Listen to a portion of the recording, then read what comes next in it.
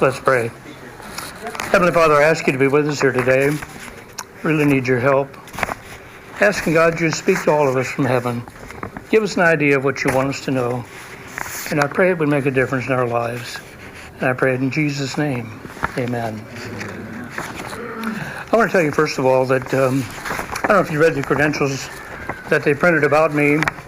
I've been preaching for over 50 years, served as a pastor for 40 years, as an overseer for at least 35. I'm not sure. I could go back and look in the records of the conference and find out the first time I did that. And for the last 10, 11 years, something like that, I still have 10 churches that I'm overseeing. Along with that, there have been those intervention teams that I've also helped to serve on, trying to help congregations discern what is wrong and what do we need to do to straighten things out. It hasn't always been a pleasant experience. And I say this with tongue in cheek, but not really, that if God would have left me alone, my life would have been so much simpler. I mean, so much simpler. In the first place, I come from a family background where we're bashful and shy, introverted. My wife will tell you I'm lying to you. We've been married for 58 years, almost 59. And she still says, "Are you wanting to come in?" Yeah, is there room? Are there any chairs? If you grab your own chair and come, you can. Okay. Look around. Hey, what's that right there? Oh, no. Somebody's sitting in it. Okay. Run off.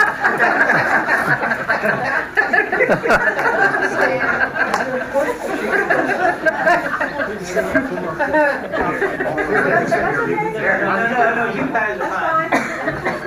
Here, sit here. I'll stand. Thank you. Wow, you guys are dedicated. Wow. Anyway, Die hard. yeah, there you okay. I come from a family of 10 children, and my mom would tell you that, I mean, it's unheard of in today's world, but she would say that when she went to the doctor, that's about the only place she went to the doctor, and that was it. We had so many children. But she would take 5 of us along, at least 5, and she said she'd park us in chairs, everybody would sit right there, nobody would move. And when she was done, we'd all follow out like a bunch of ducks, and away we'd go. And that's just the way it was. And so for me, to be a public speaker, or to be a leader of any kind, it seemed like totally out of the question. How in the world would that ever happen? And I still, even after all these years, have faced some of that, and you may find that surprising. I'm only telling you that, yes, God chose me to be a leader, but not because I wanted to be. Not because I necessarily felt that was an ambition I had or anything like that. It wasn't.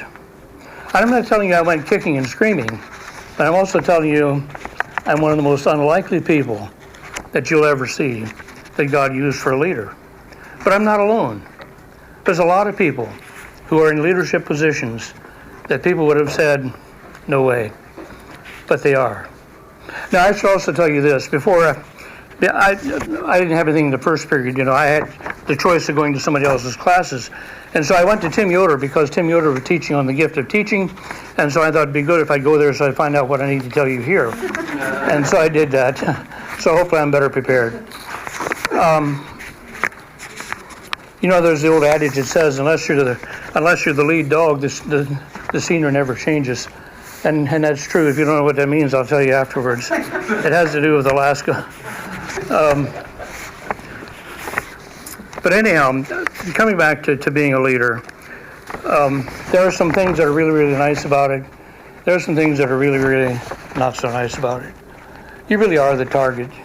You're the person that everybody gets to vent on. You're the one that has to say, I'm sorry, nobody else ever does. That's a little bit of pity party going on there. But I still remember the first intervention team I ever served on, and we went to this congregation and we interviewed the church and thought we knew what we needed to tell them. Here's what you need to do. And so we had the first public meeting with the church to share the information with them and had it open for comment.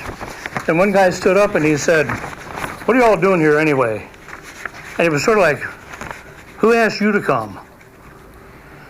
And Steve Swartz, who was the secretary of the conference, was sitting right beside me at a table in the front, and I scribbled something on a piece of paper and handed it over to him, and what it said was, "I can get back home a lot quicker than I got here." And that's just exactly the way I felt about it. Then he did the same thing you're doing. He started laughing. He said, later he said, man, I can't laugh.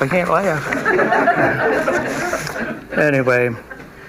Well, if you looked at your paper, on one side you've got session 1, the other side session 2. Now the reason for that is because when I put this all together for another occasion, I'll admit I'm piggybacking on what I did that time, it was 2 sessions, but this is only going to be 1 session. So we're going to go through it and just sort of cherry pick it and do some different things with it instead of covering it all the way through. I would like to show you, though, the uniqueness of Moses' positioning. I'd mentioned, we're going to, not here, but in the publicity about this time together, that we're going to be dealing with Moses, talking about Moses and his leadership and so forth. And one of the reasons I did that is because there's a guy named Shirley, help me out, what's his last name? Fazell. That guy. He was a Holocaust survivor, and in the later years of his life, he was quite a renowned author and became a guy that all the networks went to for anti-Semitic comments. I mean by that, when something happened that was anti-Semitic, they would always bring him on as a guest and he would comment on it. And somebody asked him one time, Ellie, who was the greatest leader the world has ever known? And he said, without a question, Moses. Well, why? He said, because either the people were mad at him or God was mad at him, and he hung in there for 40 years and he didn't quit. Elie Wiesel says he's the greatest leader. Well, there's some truth to that. Good leaders don't quit, even when you feel like quitting. I can't tell you over the years that I've been leading, teaching, whatever, preaching, I can't tell you how many times that I wanted to get on the back of the horse with the Marlboro Man. You got to be pretty old to know this one, and ride off into the sunset. That is something I really have wanted to do many a time.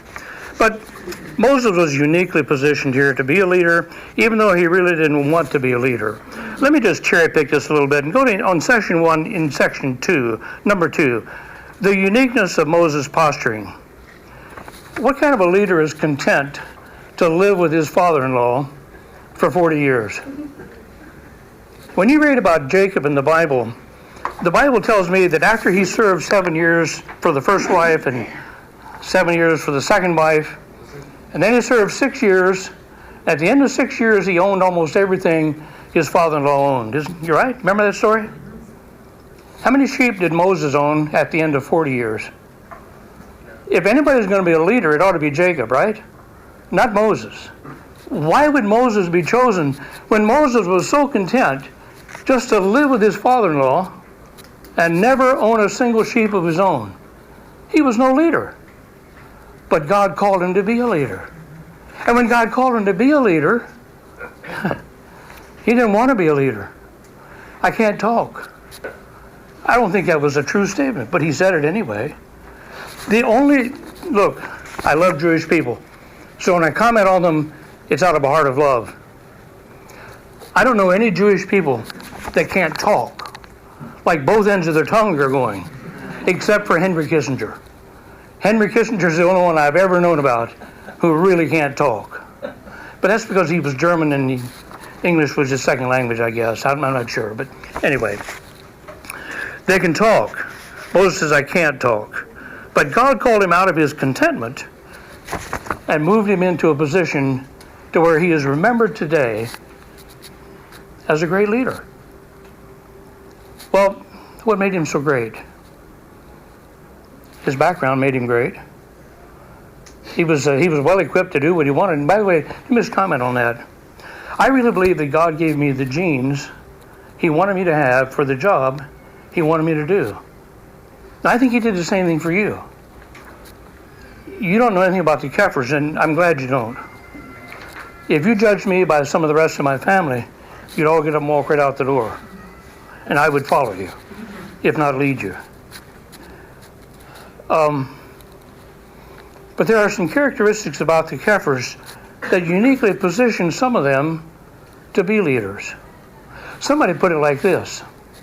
A Keffer is somebody who will say what everybody else is thinking. Sometimes that's handy and sometimes that's terribly unhandy. It just is. on some of these intervention teams that I've been on, and been quite a number of them now, for some reason they'd always put me as the man who stood up and told the congregation what was wrong. We'd all get together and we'd all do it together. Dale, you're going to do it. Here's the paper. And I was the one that had to. Well, those genes helped. Anyway, Moses, I think, was equipped for that as well. But you notice that when Moses answered God, he answered when God appeared to him in Exodus chapter 3. He says, first of all, here I am. Then he said, who am I? And the next thing he said was, who are you? He gave every excuse in the world as to why he shouldn't be the leader. I can't talk. The people won't believe me. I am slow of speech and of a slow tongue. Please send somebody else. For all you folks that are leaders here today, you identify with that? I get scared of people who say, I'm a leader. I get scared of people who say, this is my ambition. This is what I want to do. I remember having a ministerial transfer take place, and someone asked the pastor's wife, are you ready for this? I'm ready, bring it on. That's the way she said it. What a disaster. My heart sank the minute I heard her say it, and it hadn't come back up yet. But anyway, we'll leave that go. All right, let's move over to the second page, because on the second page is probably more what I wanted to dwell on here this evening, or this afternoon. I want you to know that, first of all, when we talk about leading people, you could give this kind of a speech in leading of any kind, I suppose. We're confining it to what we're doing. We're leading in churches. We're leading in Christian service and so forth. Leading the people to God is what Moses was really doing. When Moses first appeared in front of Pharaoh, what was his plea? What did he say? He said, let my people go. And what was the next thing? That they may worship. The whole idea was, let my people go so that I can lead them into a relationship with God. That's what he was saying. Of course, he was talking to a heathen Pharaoh who was having none of it.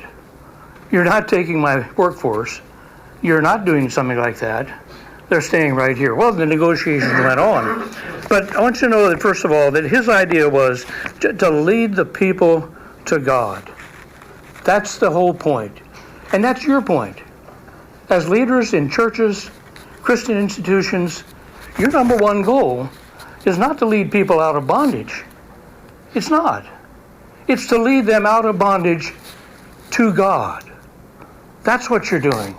If that's not what you're doing, you're not doing the right thing. You really aren't. God is the ultimate end. He's the ultimate goal. One day in glory, Rodney Griffin, with Greater Vision, wrote a song called Faces. He talks about people who labored in lowly places, never really accomplished a lot in the eyes of the world, never had Billy Graham names or anything like that, if you know what I mean, unnoticed, off the record, whatever. But one day in glory, God's going to show those people all the faces of all the people that they have affected. I'm looking forward to that day.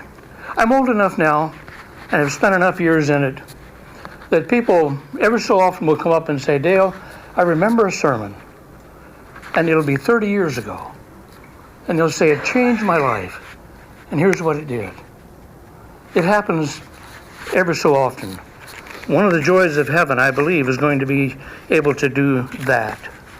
To be able to have people say, I'm here. I'm here because of what happened back there. And your ultimate goal, I say again, is not just to lead people into a better life. It's not just to clean them up and set them in church and make them respectable. Your ultimate goal is to lead them to God, whether you feel like it or not. If you've been doing it any amount of time at all, I can assure you that if you're a pastor sitting here this afternoon, there have been those times that you wanted to quit and run away. And if it's never happened to you, just keep preaching and it'll happen. That's exactly what's going to take place. Leadership is not easy. You may look at leaders, admire them, wish you were them, wish you had their respect, whatever. Behind everyone that has done so well, there are stories of heartache, stories of people wanting their jobs, stories of people wanting to get rid of them. Look, let's take a look here at I should pay a little more attention to this. I want to go down to number 3. Leading through difficult times of jealousy. The most difficult person you will ever work with is the one that wants your job. Mark it down. I had a pastor here a couple years ago now, who called me up and he said, Dale, here's what's going on. And he encouraged the guy that was coming after him. He said, call Dale. He's our overseer. Call him. And just tell him what you want. And then he called me to tell me, look, I told this guy to call you. Is that okay? Sure, okay. About a month went by and I thought I had escaped. And then the phone rang. And this fellow started in on his pastor. And I mean, it was this, and it was this, and it was this, and it was this. It was...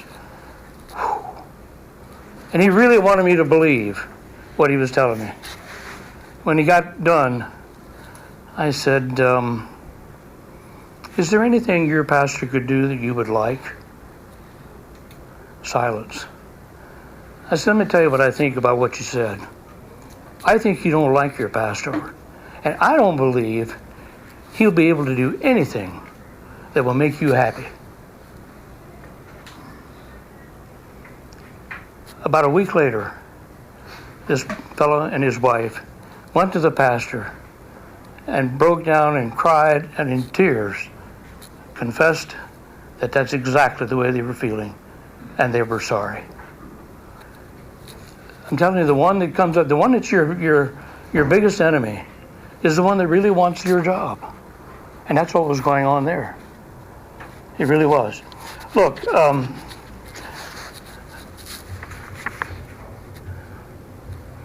let's take a look at letter C there. Responding to jealousy on the personal level. You don't have a reference there, but if you want to write one down, it's Genesis chapter 26.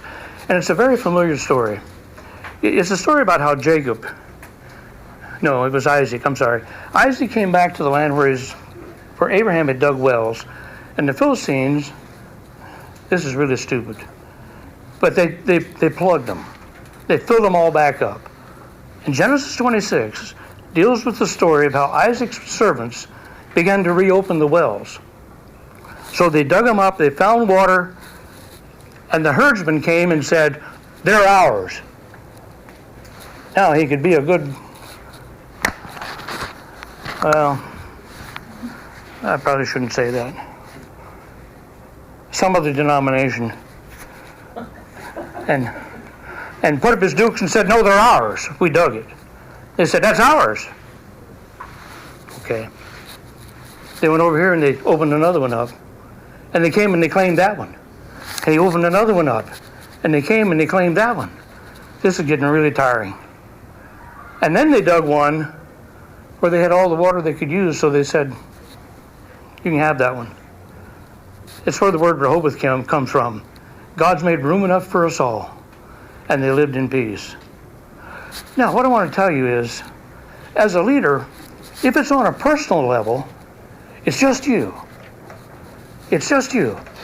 You can move over and dig another well, and then another well, and then another well. But what if you're the pastor? And what's at stake here is not you, but the church. What about that? How often should you dig another well when the church is at stake? Should you ever? Well, let me point to something else in the history of Moses and what Moses did. Letter D says, responding to jealousy of one's leadership role. And that story is found in the book of Numbers, chapter 16. I don't know if I should read that or just tell it to you. It's the story of Korah. I thought I stuck a paper in here, but I must have moved it. I know it's chapter 16. I think it is. Oh, excuse me, I'm in Exodus.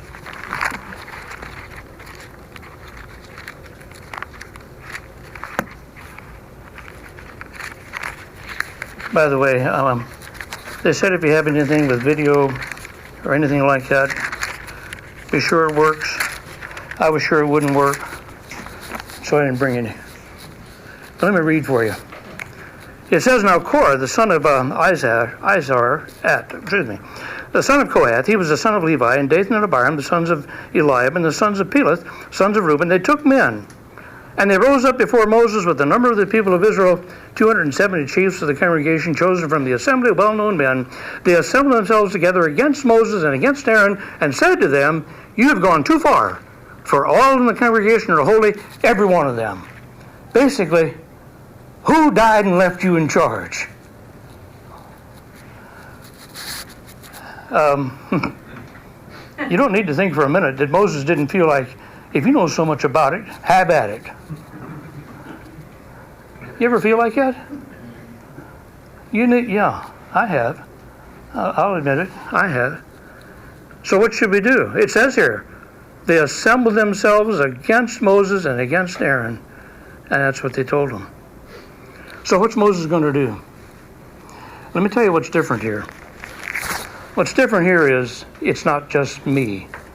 If they come after just me, I can move over. But if they're coming after my church, I can't move. I can't move. God chose me to be the leader. And I dare not move. Because if I do, I sacrifice the church. And that can't happen. So what does happen here? Verse 16. Moses said to Korah, I give up. No, I didn't. Moses said to Korah, be present, you and all of your company, before the Lord, you and they and Aaron tomorrow.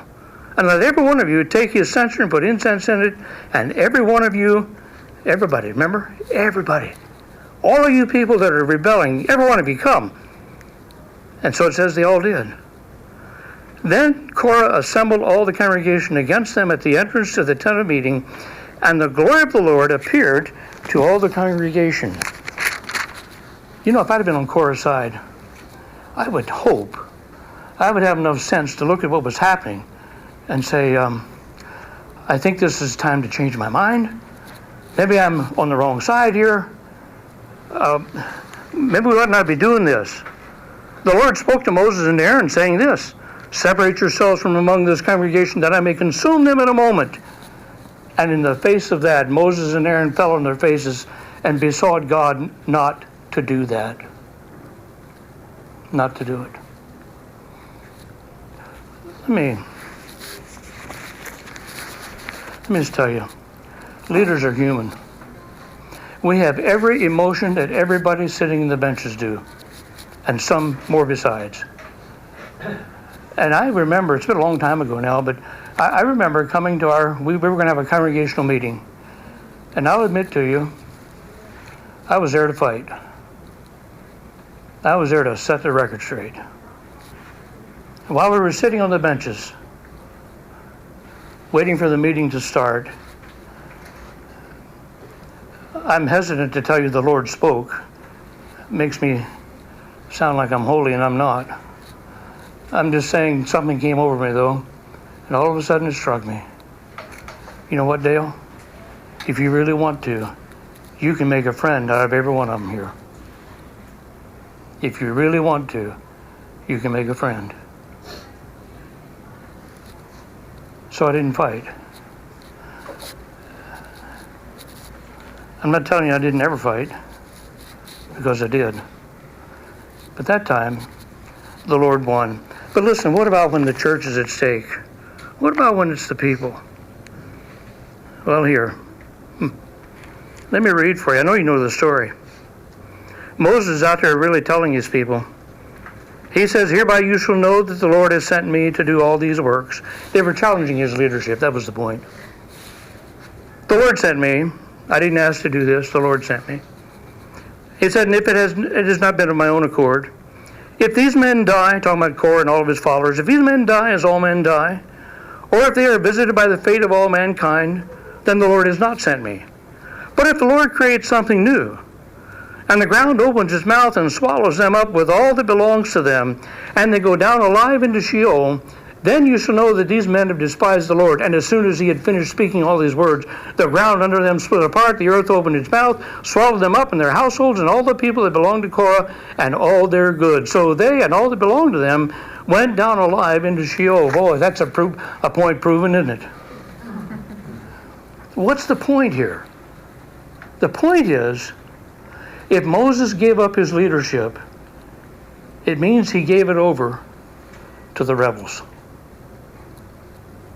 Is that right? Is that what you ought to do?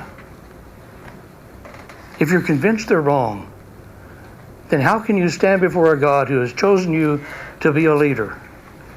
And you abdicated. You abdicated your responsibility and gave it to somebody who's rebelling. That can't be. That can't be. But let me just tell you, people can sometimes just be plain nuts. I don't know how else to say it. Look, think of this. You may be thinking of something happening in your own experience.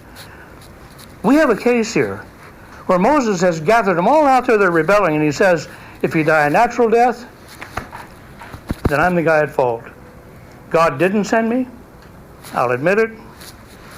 Everything's good. But if the Lord does a new thing, and he opens the ground, and all you guys fall down in there, and the ground comes back together, I am God's man. The rest of the people saw that happen, right?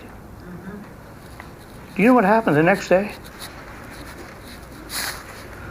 But on the next day, all the congregation of the people of Israel grumbled against Moses and against Aaron, saying, you have killed the people of the Lord. Are you nuts? What is wrong with you?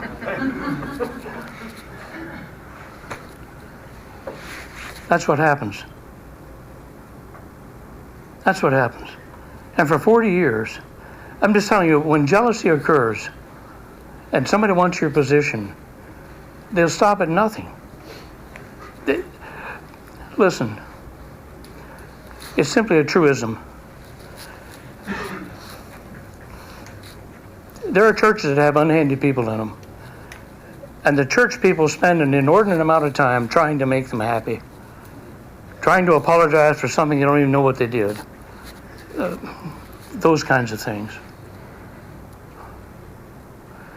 And as long as they're jealous of you, you will never make them happy. That can't happen. Nobody will be able to love you as long as they're jealous of you. And the reason for that is because if I admit that I'm jealous of you, I have to admit that I feel inferior to you. I want something that you have. I don't have it. I wish I did have it. I start looking like I'm a jealous somebody, and I'll never be able to admit to that. But until I do, I'll never be able to love you. It's one of those facts of life. So, if you're leading and somebody's giving you a fit, I mean an absolute fit, for no reason, maybe they're jealous. Maybe they really want your job. Maybe a thing to do would be to sit down with them and just say, let me just talk about this. It's amazing how forgiving people are when they realize how human we are. I should stop. Do you have any questions, thoughts that you'd like to give?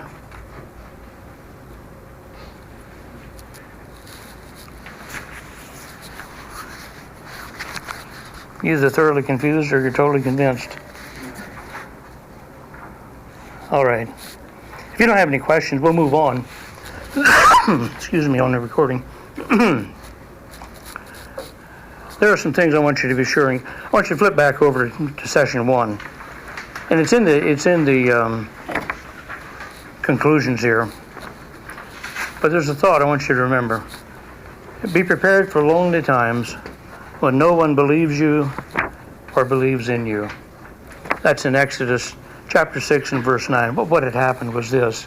Moses was there to do these people good. I mean, how much fun do you think it is to get up in the morning and go out there and make bricks all day in the sun? How much fun is it to build buildings, pyramids and cities and so forth? You don't get a dime for it. You're a slave. You get your sustenance and that's it. That's a tremendous amount of fun, right? Moses was there to do them good, to get them out of that, lead them into a better life, led by God. And he goes in front of Pharaoh and has a meeting. First of all, he's convinced, he's been able to convince the children of Israel, the elders of Israel, that God sent him by the use of miracles. Remember that? He used the throw his rod down. They're all convinced, man, this is great news. And Moses goes in front of Pharaoh, and Pharaoh says, nope. On top of that, I'm giving orders. No more straw for you. From here on in, you're going to gather your own straw. You're going to make just as many bricks. And everybody in the field hated Moses. Sure you would.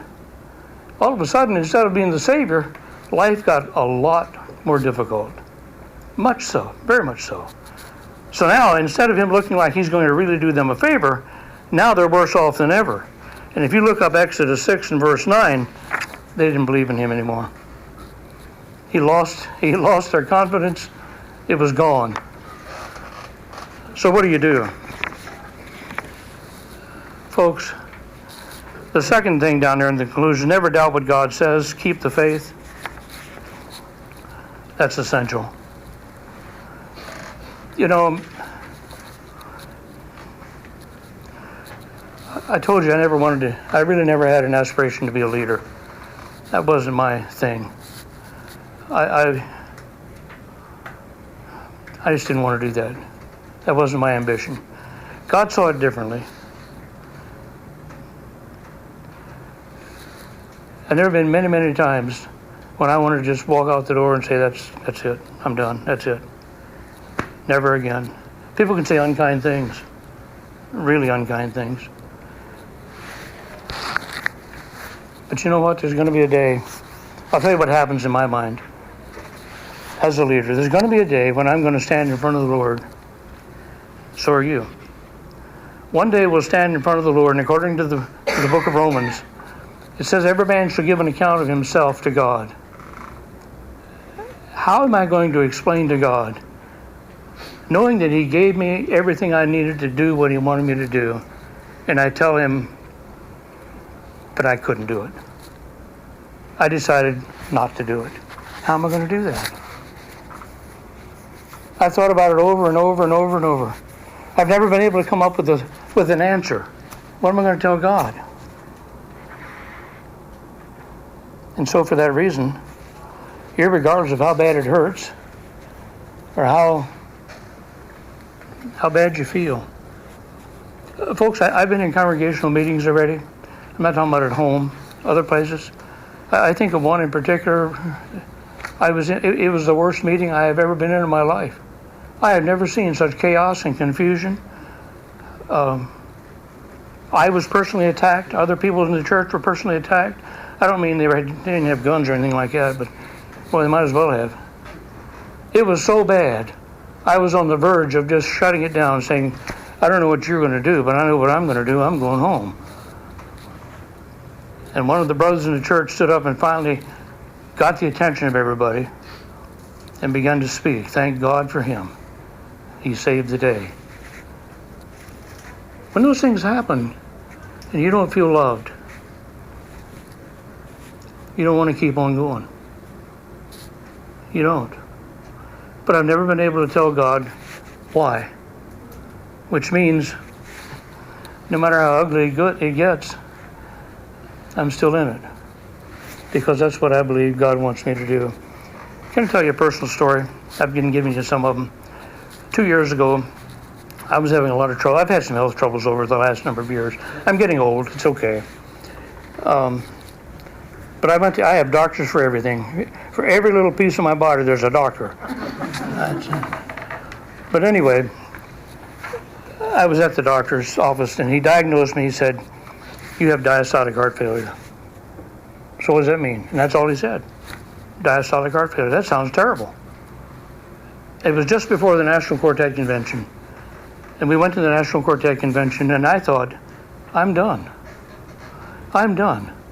I had these 10 churches I'm overseeing, and 5 of them were due that year to come up for renewal. And I had already decided, I guess I can't renew. I'm a dead man walking. That's just what I felt. Sat out there in the National Quartet Convention and cried all the way through it. They'd sing and I'd cry. We had quite the harmony going.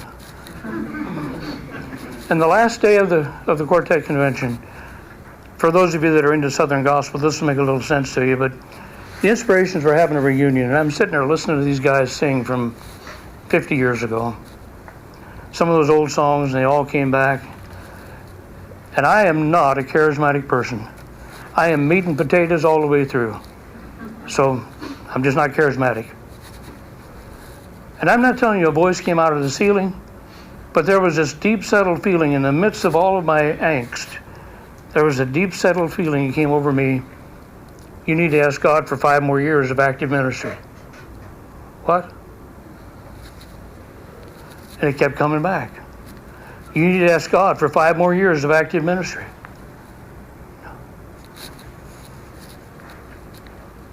When it was over, I walked out into the vestibule area, and there stood Gerald Wolfe with Greater Vision.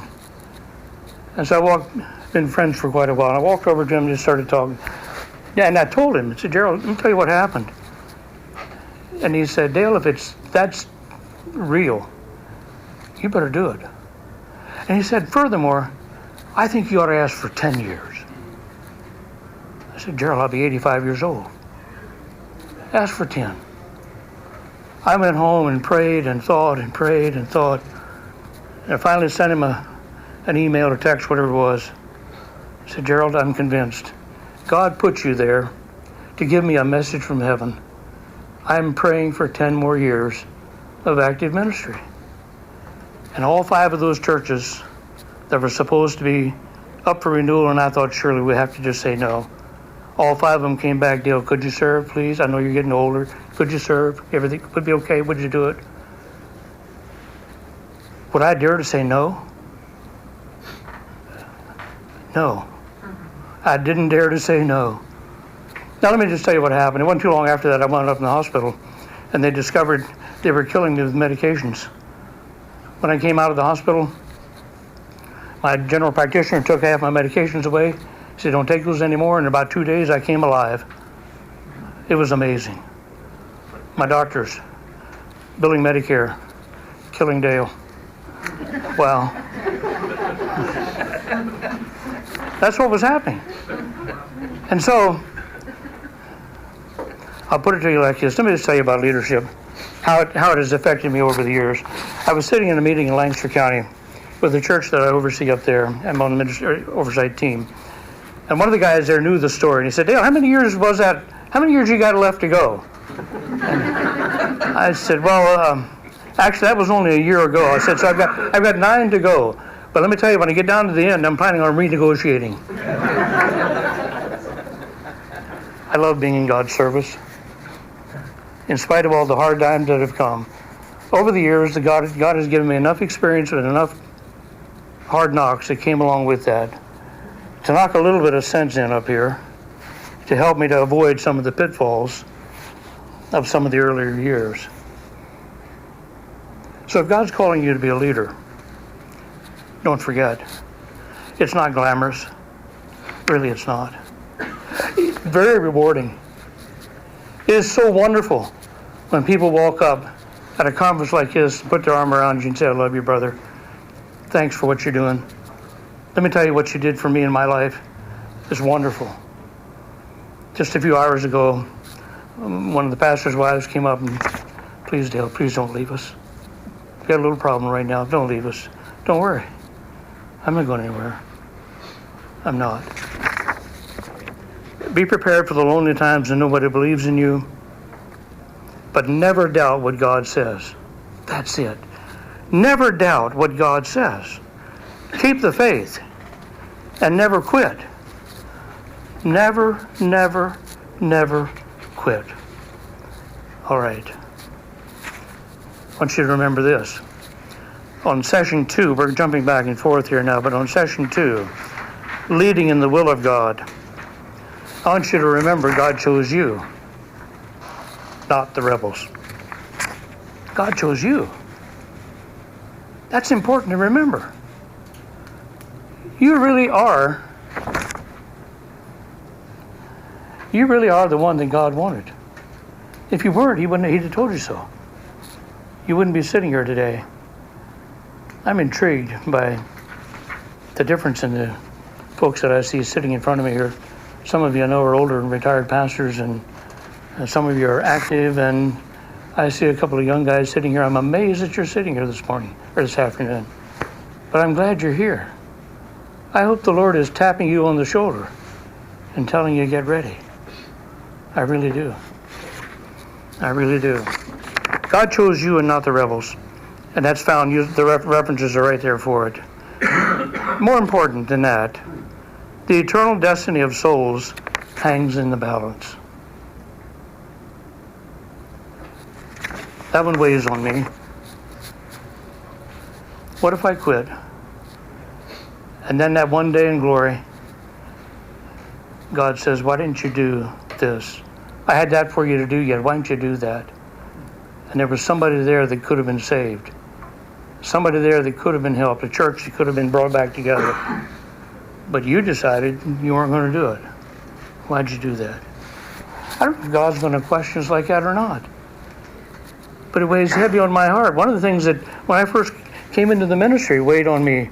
Suppose I tell somebody something wrong, and they wind up in hell because I told them wrong. Now it's more, suppose I didn't do what I should have done. You know, in the Jewish world, when it comes to giving an account to God, they're not as concerned about the things that you have done as they are about the sins of omission. It's what you haven't done.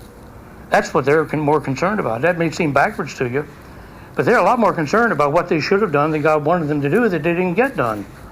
I know that's a religion of works. I got that. But it affects us as well. And it affects me. Suppose I don't get done everything God wants us to do. But then. And also note, some people are easily led astray. You know, God is counting on you. God's counting on you to lead.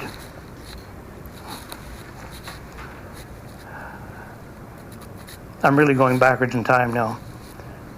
But one of the first times that I can remember in my life of being a leader, when people looked up to me, I was just a kid. Excuse me. My dad was a guy that didn't believe in mowing the yard too often. And especially out behind the house, that didn't matter at all. And so we had, now look, I'm giving it to you from a little kid's perspective, so the weeds may have been that high, but they looked like they were this high to me. But they really were growing up. It was bad. And there were 8 children younger than me. Not all of them were born yet at this time, but I have no idea why we decided we needed to walk through the weeds.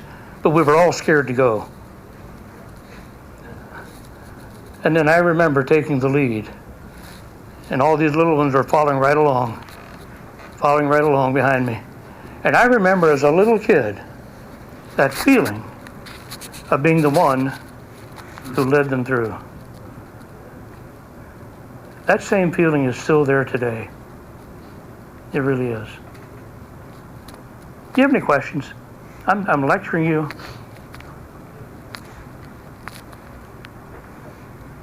Trying my best to open my heart to you. Still keep it in here. No, seriously, do you have any questions? If I was to start a sentence and say, leadership is, what would you say? Disgusting. No, not that. Leadership is Can be lonely. lonely. You're right. It can be very lonely. It's only when you come in contact with others who are going through the same thing that you begin to feel that spirit of camaraderie.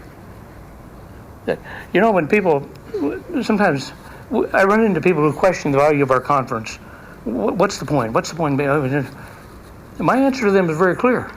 I have friends from 50 years ago that if I get in trouble, they're going to come help me. Yeah. So I can be lonely. What else would you say about it? And going right along with that is one thing you said early on is that leaders don't give up and quit. Even though it's lonely and when it's hard. Yeah. You got the calling. You know, you're right. Do any of you ever feel trapped? You ever felt trapped? Between God and what He wants you to do? I have. I really have. What are you going to do? I've spent, for those of you that don't know, I spent a lot of time back in the days when churches had revival meetings, preaching all over the place in revival meetings. And I was trapped between wanting to be home with my girls, and Shirley, and my two daughters, the girls. I wanted to be home with them, and I was trapped because God said, no, I want you to go over there, and I want you to go over there, and I want you to go over there, but I want to go home. No. Folks, I can't tell you how many times I'd sit in the house that I was, the pastor's house, look out there and see my car sitting out there, and why don't I just take everything and get it in my car? I'm going home now. That's what I wanted to do. But I couldn't. I was trapped. I heard in those early years, when our girls were little, I heard over and over from people, Dale, you're going to lose your girls. You're going to lose your girls. And so there I was, back and forth. You're going to lose your girls. And when I went out holding meetings, normally the pastors were older. I preached for years until I came to a church where I was older than the pastor. You might have been the first one, Jeremy. I don't know. I forget. But it was years. And they'd put me in a bedroom that their children had, and all these, they weren't there anymore, but they all had these bookcases. And so I'd read, and I would read, and I would read. 4 o'clock in the morning, Hartville, Ohio. I'm reading a book on world vision. It was in the bookcase. And at 4 o'clock in the morning, I came to the account where it said, the guy that founded World Vision, one of his children committed suicide, and his wife left him. And I sat there and bawled like a baby. I wanted to go home so bad. My girls were at home. And I remember telling the Lord, I'll go anywhere you want me to go. And I will do anything you want me to do. But you have to take care of my girls. You have to. And he did. He did. For any of you that watch my Facebook page, you know that our little great-grandchildren come to the office every Wednesday for pizza. So they can have pizza and sit in my chair and twirl around and run up and down the hall and holler and shout and eat pizza. And one of them in particular likes to come in here and get my Hardee's cup and suck my Diet Coke dry. That's a no-no, but he does anyway. Anyway, let me tell you what that means to me. That's not just ordinary. That's not just ordinary. When they come in there like that and they're running up and down the halls, you know what's happening up here in, I'm remembering 4 o'clock in the morning in Hartville, Ohio. That's what I'm remembering. And I told our granddaughter one day when she came, she knows that I like for them to come, and she was sitting in the chair in my office, and I said, Jess, let me tell you what's really going on here. And I told her the story. And I'm thinking, suppose I wouldn't have done what God wanted me to do. Suppose I would have listened to conventional wisdom and gone home to be with my girls, to be sure I didn't lose my girls. Suppose I'd have done that. Would I be privileged to have this happen now?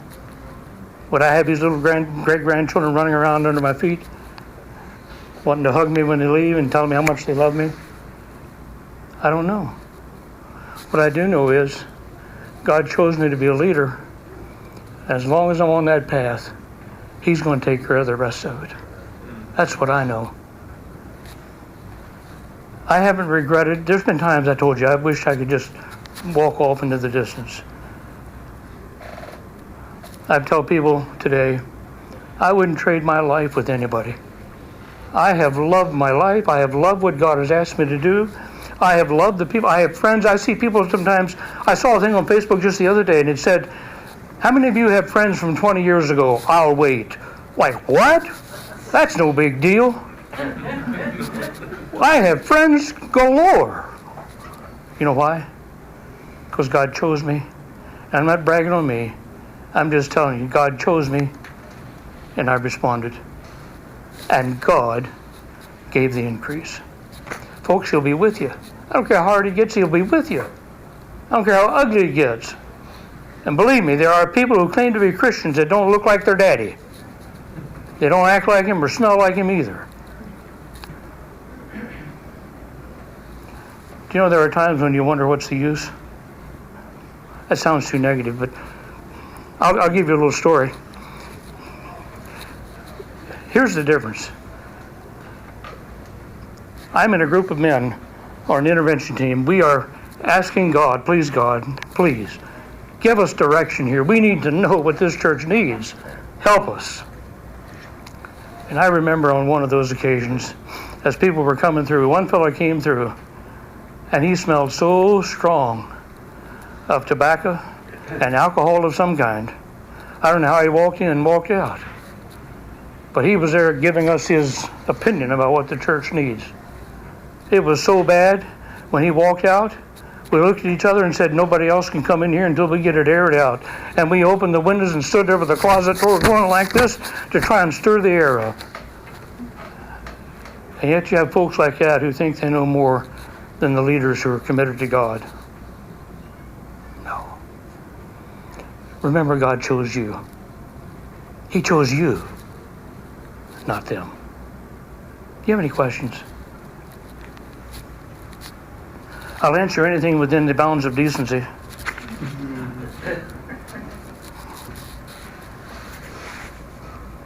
Dale, when you hit those low points and you just want to ride off in the sunset, I resonate with that. Do you have any keys like that you were able to routinely go back to stick it out? Well, it goes back to what I had said earlier, Jeremy. When God has asked you to do something, how much respect do you have for God? I mean, you know, I'm one of these people who just rebels. When I hear somebody say, I talked to the man upstairs. No, you didn't. He is God. Or they say something else of that nature. My righteous indignation, I get just as angry as the Mennonites allowed to get. My righteous indignation rises up in me. I can't stand it. This is the God of the universe. He created everything that has been created. He controls everything He wants to control. He is God. Jeremy, who am I to tell God no? It settles all arguments. You know? It settles it all. I don't have a formula. You do 1, 2, 3, go straight for the end. This is God asking me to do this. That's important.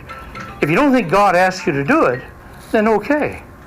But when God has asked you to do it, you dare not change course. You just can't.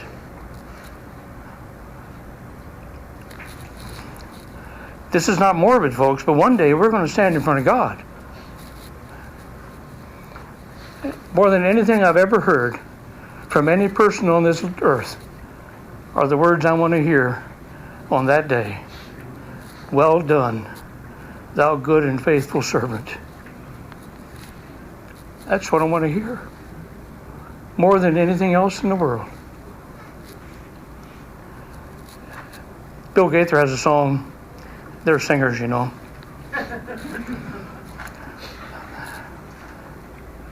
And he has this song that says, when all God's singers get home. Did you ever hear that song? When all God's singers get home. I'm getting old enough, I'm thinking about my funeral. Don't tell my wife, but I'm thinking about it. And I keep thinking about it. You know what?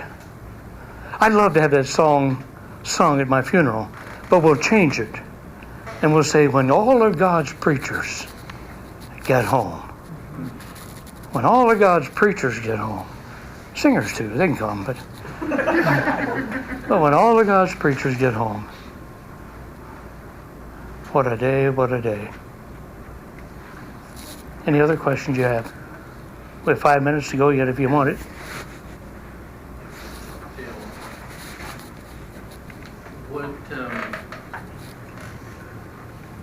What are things that people have done, maybe recognizing when things are lonely or down, that have really been a source of encouragement, maybe from your congregation or whatever, lay leaders around you? What can we do? What can I do for my pastors today that I'm just not thinking about? Are you people huggers? You know what? The older I get, the more of a hugger I am. I used to think,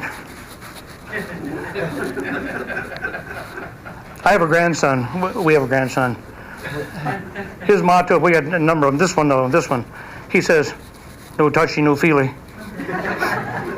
Well, that's the way I was, too. No touchy. The most natural thing in the world in my older age is to give somebody a hug. Yeah, men and women. Yeah.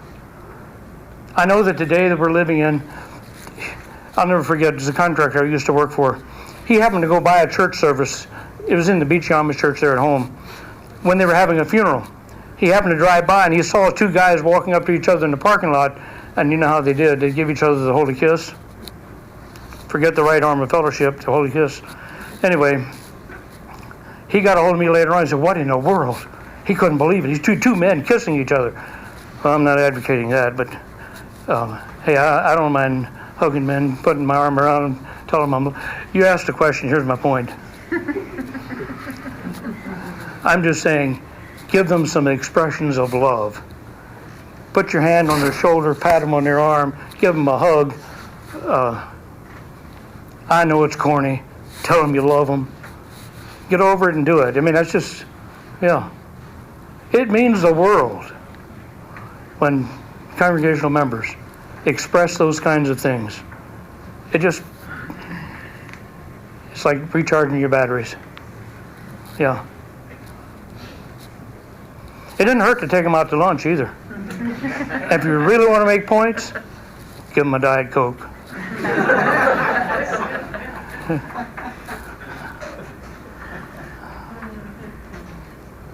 Dale, you said you've been in the ministry over 50 years.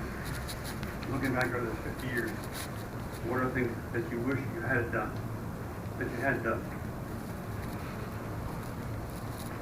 Looking back. Yeah, I got you. Should have done this a little better. Should have done that a little better. Should have preached on this a little better. Should this. What are the things that you feel now that you could have done better? Well, since I've said something about my family background, I would tell you this. I wish I wouldn't have been such a Keffer. Too quick to answer, too quick to defend, that kind of a thing. When it comes to preaching, I don't know. I've been known as an Old Testament preacher, Marlon, you know that. And I don't know that I would change that. And one of the reasons is because it's just amazing to me how little most people know about the Old Testament. They know some of the basic stories, but that's it. That to me has been a real joy, to be able to mine the Old Testament and bring out New Testament truth with it. So I don't know that, like I said, the biggest thing is just off the cuff. I wish I wouldn't have given such quick answers sometimes and been as harsh as I was. A lot of that went away in the last 20 years. Now, if anybody thinks differently here, please don't say it. Tell each other when you go out the door. Yeah. Any other questions? Thanks, Marlon. I don't mind answering questions like that. Thank you. Yeah. Well, time is up. Thanks for coming. I hope it's been a help to you. And I really hope God, if you're sitting here this afternoon and you're really not already in leadership, maybe God is tapping you on the shoulder Maybe God is saying, get ready. Get ready. Someone told me a story this week. They said, Dale, let me tell you something. He said, you know this lady? Yeah, I know her. Let me tell you what she told me. And she was quoting someone else. She said, a long time ago, you came to this church and you preached. And he wanted to do something in service, and you gave him some advice. And you told him, go and do something for a year, because if you go back to the farm, you'll never quit. Go and do it now while you can, right out of high school. It charted the course of his life, and he's stayed in that, the thing he volunteered for, he's been there the rest of his life. That's been 35, 40 years ago. And he said he credits Dale Keffer with having changed the course of his life. No, it was just a word that God gave me to be able to give him. If God's calling you, answer the call. Do the work. And the day will come when if the people themselves don't tell you, you'll find it out in glory. When God says, well done. Boy, that's it. That's it. Thanks for being here. God bless you so much.